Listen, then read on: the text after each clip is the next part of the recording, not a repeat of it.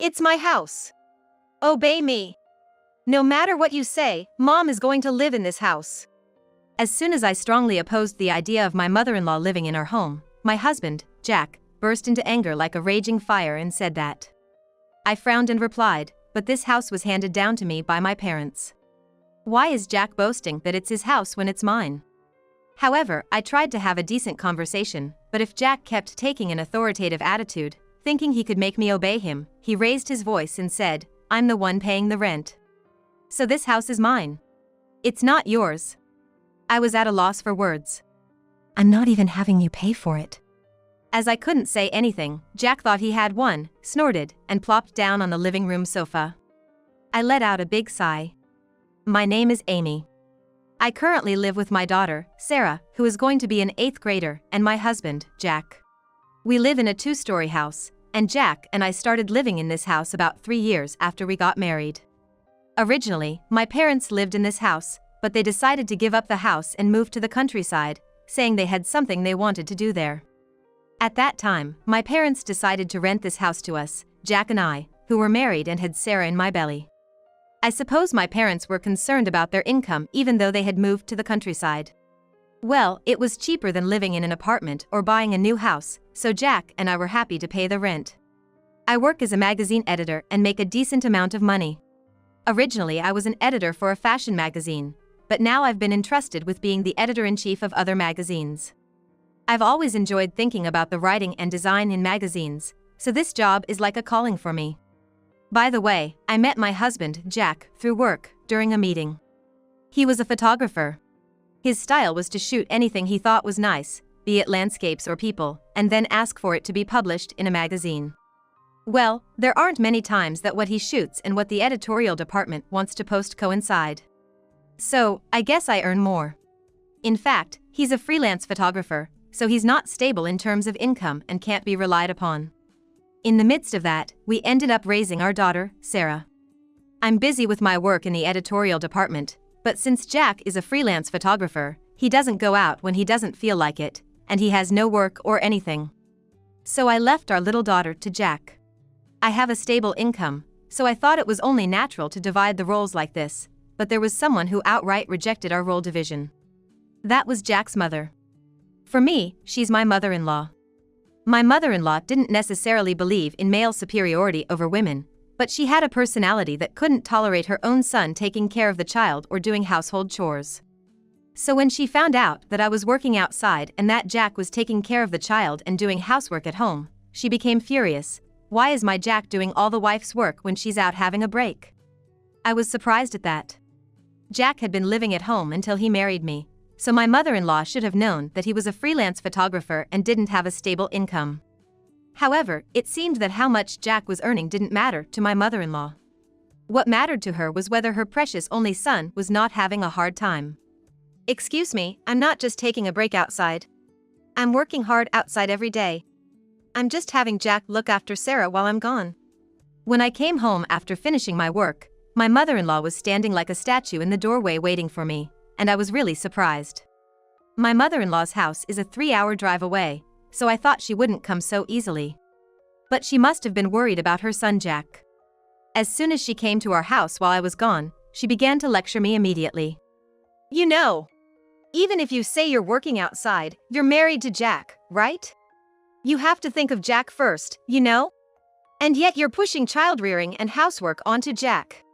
If this was going to happen, you shouldn't have had a child. I inadvertently reacted to my mother-in-law's words with a huh? I somehow knew that my mother-in-law disliked me. After all, her son was the most important person to her, so she probably resented me, the bride who stole her son through marriage. Even so, I thought she would cherish her son's married life and the child born between her son and me. But it seems I was wrong about that. My mother-in-law really only cared about her son, Jack, and considered everyone else a nuisance. On top of disliking me, she started saying she didn't need my daughter, Sarah, either. Finally, she grinned and looked towards the living room where Sarah was, saying, if you're gonna keep bothering Jack, we might have to think about sending Sarah somewhere to be adopted. I was instantly irritated by her words and told her clearly, please leave. My mother-in-law, already disliking me, frowned and said, what are you saying to your husband's mother? but I grabbed her arm and said, "Mother-in-law or not, you're an outsider to this house. Who do you think you are, telling me to give up my dear child for adoption? We won't associate with you anymore, so leave." I then took her outside, escorted her to the gate, and immediately closed the door behind me. She made a fuss in front of the house for a while, but I ignored it. During that time, Jack was doing what, you might ask? Well, since his mother came over, he left everything to her, including taking care of Sarah and the house chores, and he himself was sound asleep in bed. Well, it seems his mother must have thought, why do I have to do the wife's work? She didn't do any housework and completely neglected Sarah's care. I rushed to Sarah and made dinner for her. While Jack was still asleep, I called my father-in-law. Unlike my mother-in-law, who valued only her son and didn't listen to anyone else's opinions, my father-in-law was a reasonable person. When I told him everything about how my mother-in-law had barged into our house, lectured me absurdly, and even said to put Sarah up for adoption, he was as angry as I was and came to pick her up right away. "You don't have to deal with the relatives much anymore. I'll make sure my wife stays away from this house too," said my father-in-law, grabbing his wife by the scruff of her neck, who was screaming, "Why do I have to be yelled at? This woman married Jack, didn't she? Then she should serve Jack and listen to what I say too, and put her in the car. Enough already. Do you want to make your own son good for nothing? Our grandchild was just born, and now everything is ruined because of you." My father-in-law was angry. Of course, my father-in-law wants to love his grandchild. Nevertheless, my father-in-law saying minimal interaction with relatives is fine was probably to protect me and Sarah. I can only thank my father-in-law. Then, we stopped seeing my in-laws so often, no big incidents happened, and when Sarah was in 8th grade, something happened. Shockingly, my father-in-law had passed away. He had been complaining about feeling unwell for several days, so he was on his way to the hospital when he lost consciousness. He was rushed to the hospital, but it seems luck was not on his side. Suddenly, my father-in-law's death saddened me. Of course, Jack, who lost his real father, was also sad. And even though she hadn't been interacting with the relatives, Sarah, who had continued to correspond with her grandfather in 8th grade, was very upset. Since they were pen pals, Sarah might have been sadder than me. After all, I couldn't help but think, who's going to stop my mother-in-law now? While it's sad that my father-in-law passed away, the fact that there is now no one to stop that reckless and hateful mother-in-law who dislikes both me and Sarah is very frightening. In the future, my mother-in-law might storm into our house. After all, until now, even if she tried to come to our house, my father-in-law had been strictly managing the money so she wouldn't have the travel expenses, and had even made her give up her driver's license. But now, my father-in-law's inheritance is hers, and no one around to tell her how to use that inheritance. It seemed as though my fears had come true when my mother-in-law approached us as the funeral ended and relatives gathered, declaring, "I'm going to move into your house soon." Certainly, since my father-in-law has passed away, my mother-in-law will be living alone in her house. However, even so, I absolutely cannot agree to live with my mother-in-law, who sees me and Sarah as nuisances. Especially considering that Sarah is in a sensitive period of adolescence, being in 8th grade. "I'm sorry, but living together is impossible," I firmly refused, and my mother-in-law glared at me as if she were going to spit at me. Then, she put her hand on Jack's arm and said in a frail, elderly voice, "Jack, you really married a cold-hearted wife, didn't you? I want to talk to you alone." She then separated Jack from us. Next to me, Sarah let out a big sigh and said, "Grandma is really a troublesome person. Grandpa used to say that in his letters. If it's good for her, she doesn't care about those around her. That's why there's been trouble for a long time." Saying that, Sarah just shrugged her shoulders. In the past, Sarah used to be attached to Jack, who took care of her, but recently she seems to have realized that it's me who is earning money and supporting the household. She has come to favor me over her father. Well, Jack still sees Sarah as a little girl, so I guess it makes sense that they don't see eye to eye, since Sarah wants to grow up quickly. "Hey, Sarah. Mom really thinks it's impossible to live with your grandma. But what if Dad and Grandma ignore what I say and try to live together in the house?" I said, hesitating to tell her the whole story. Because what I'm about to say is a heavy topic for a middle schooler like Sarah. Considering Sarah's feelings, I also felt that making such a decision might be wrong. However, Sarah seemed more mature than I thought, and she said, "If you're going to divorce Dad, I'm definitely going with you, Mom." It seems that Sarah immediately caught on to what I was trying to say about possibly divorcing her father. Moreover, I was truly happy that Sarah said she would side with me. But having a daughter in middle school, I thought it might be better to keep the family together until Sarah graduates from college. But it seemed that Sarah had also noticed my hesitation. You know, Mom, I think it's okay for you to leave if you can't bear it. And I can't stand Grandma either, so if staying with Dad means having Grandma around, I think divorce is the only option, Sarah said firmly, indicating her willingness to leave her father. I think the last time Sarah and my mother-in-law met was when Sarah was very small, so maybe she remembers the unpleasant attitude my mother-in-law showed her at that time? I found out for the first time that Sarah disliked my mother-in-law so much. While surprised, I thought to myself, that's right. Living with such a person would be worse for Sarah than divorcing. But Jack, who had been talking to my mother-in-law alone, seemed to have a completely different idea, and as soon as we got home from the funeral, Jack said to me, I'm going to live with Mom. But my opinion hasn't changed since the old days. I absolutely refuse. Living with your mother, even if the world turns upside down, is unthinkable. Even though I firmly refused to live with my mother-in-law, Jack glared at me, saying that he couldn't back down because she's his mother. This is my house. Obey me. No matter what you say, I'm going to have Mom live in this house. It felt more like a command to me, his wife, rather than a request to live with his mother. Maybe when he was talking to his mother alone, she told him something like make your wife obey? That would be just like her. I frowned upon hearing that and said, this is the house I inherited from my parents. Why is my husband acting like it's his house when it's mine?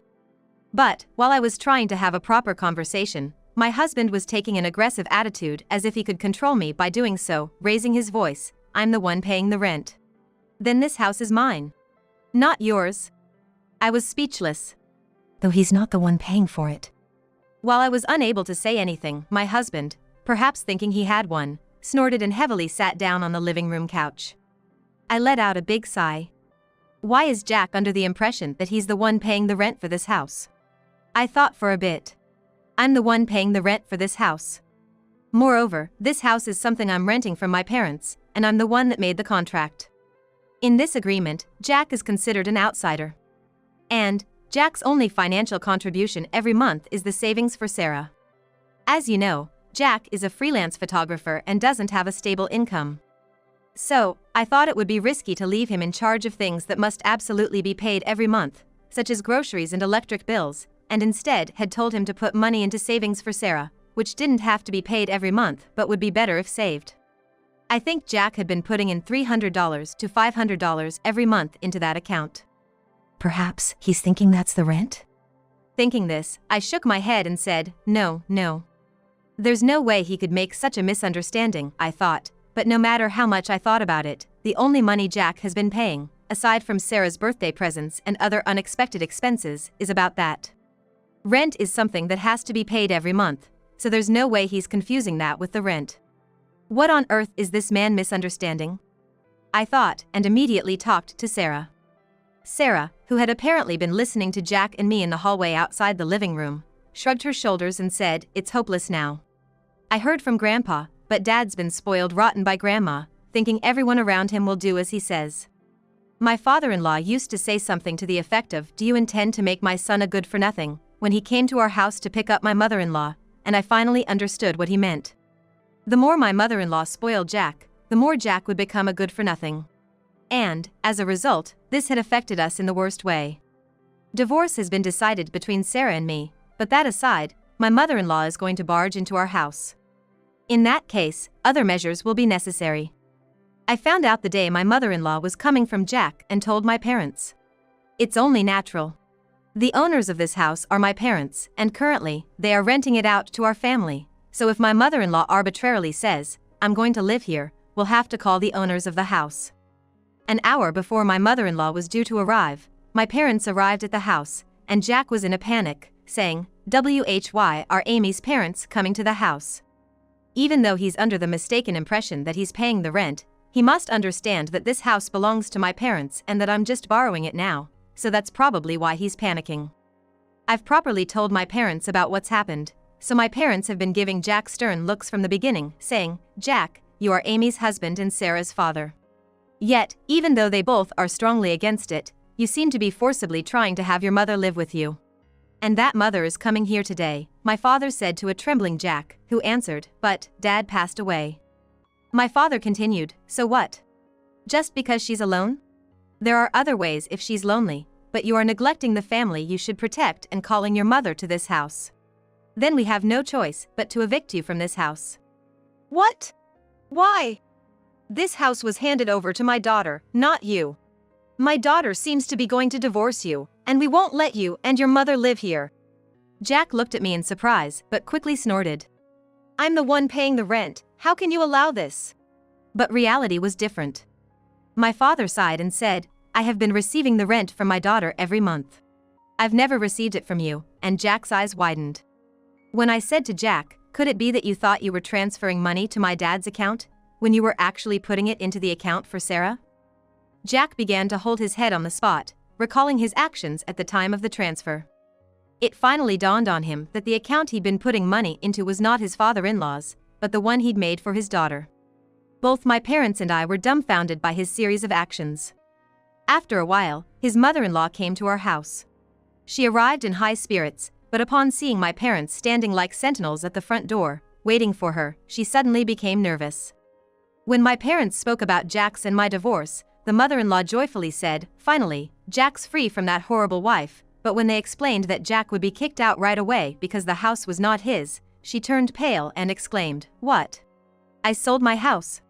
I thought we could live here. Though she said this, my father and mother adamantly refused to let her in, and eventually, she broke down crying and ran away somewhere. Jack also ran after his mother like that. While they were gone, we called a locksmith to change the locks.